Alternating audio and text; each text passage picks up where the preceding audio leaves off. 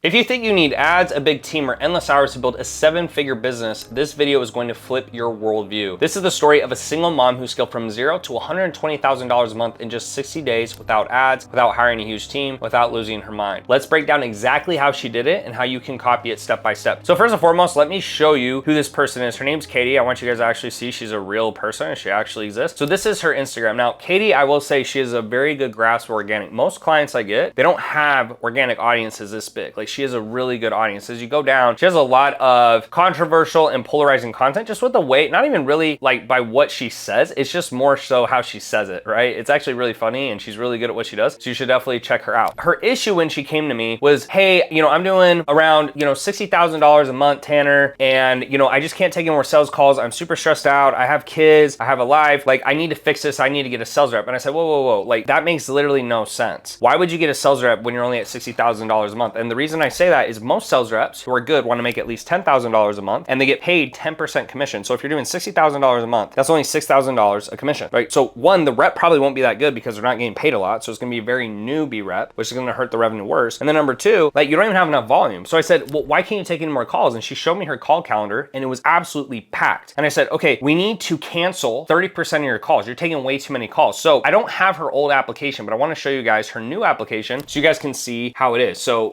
I come in here and I say, what's your name? Where in the world are you? I'm just gonna put in a random number here. What's your email? We'll just do test, okay? What's your Instagram handle? How old are you? I don't know if I need to ask how old they are, but I just want to show you that. What's your occupation, okay? They ask the occupation so that they can vet how much money the person has. If you're a teacher, you kind of have a range versus if you're an engineer or something like that, okay? They'll have, how serious are you or what do you need to achieve your goal? How much weight do you need to lose? How long have you been trying to lose weight? So it kind of like builds a little bit of urgency and a little bit of fear. How would you like to change if you could sustain this goal? Why us? Some of these questions I don't know if they need to ask, but I'm just showing you hers. So then she says, okay, submit. Now, before, she actually had a question that said how much it costs. So it looks like she's actually making it a little less aggressive. When you make things very aggressive, you're gonna push away a lot of leads. If you make it too easy though, then you're gonna get a lot of bad leads. So what she did is she made it a lot more aggressive, similar to this. She even had it more aggressive a little while ago. So as soon as she did that, she was able to cancel more calls because the people were like, oh, I can't start today. I don't have money. I'm not that serious. I need my spouse. She canceled those calls and immediately went from $60,000 a month to $120,000 a month, doing absolutely no extra work, like literally no extra work. She took the same amount of calls, but she closed way more because she wasn't wasting her time with kind of deadbeats who weren't actually going to buy. Now, in conjunction with her canceling more calls, I said we need to set up a better system for her because she just did not have a very good system. So we took her calls after they booked. So going back to this type form, after we submit here, I don't want to do that because I don't want to mess up her calendar, but she would submit. And then what we do, and I'll just show you for my team, is they will Slack inside our Slack channel. So if I go down here and I look at this next app, this person just booked. So it's Gary Sims. Here's his email. How much money are you making a month? What's your struggle?